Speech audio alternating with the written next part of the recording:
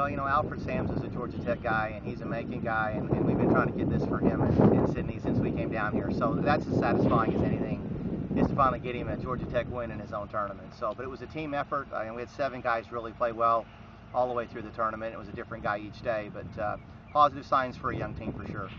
And talk about the competition in this year's tournament. Obviously, you guys got out to a quick start, but there's always a bunch of tough teams here.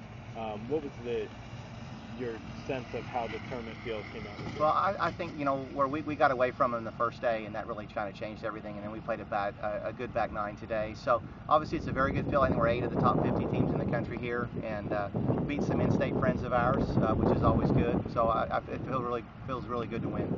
Tell us about it. There's a lot of Georgia Tech supporters who came out here. What does it feel like to get the win in front of a little bit of a home-friendly crowd? Well, there's some people, and we know South Georgia is not always friendly to the Yellow Jackets sometimes, but it was good for those folks. One of the reasons why we play in-state some is so the young men's parents and families can come watch them play, and that's that's neat to see them see their kids win tournaments. Great. Coach, obviously, what can you say about a 17-shot victory, especially after having such a big lead the first 2 days and watching it dwindle a little bit? You played a great back 9 and kind of put it away. How did that transpire in your mind? Well, I think that obviously we qualify a lot, and guys know they got to continue to play well. And I think maybe started the day with the feeling like all we can do is mess up. You get so far ahead that sometimes I think you kind of play defensive, and obviously they made the turn and realized a lot of that was gone and they needed to go play. And I'll be actually happier now that happened than just go ahead and roll over and play good the whole day and not be challenged, because now they know that they've been challenged and they've responded in a big way, which should build a lot of confidence. 5 guys in the top 10 individually, including the two kids that came as individuals. What does that say about the capability of this group you have?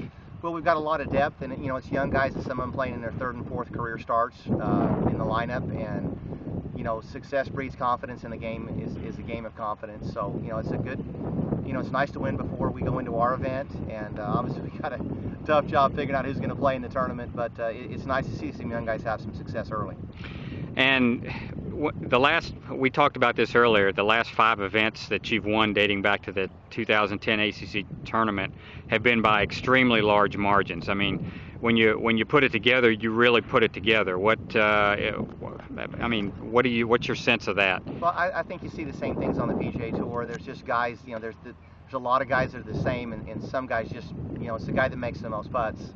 And typically in golf, you get a little wind at your back and some momentum, and you start making putts, and you see some runaway victories. There's already been some other ones this fall in some really good tournaments, but it's just a function of momentum, and then you start making putts, and you relax, and you just kind of put it in cruise control.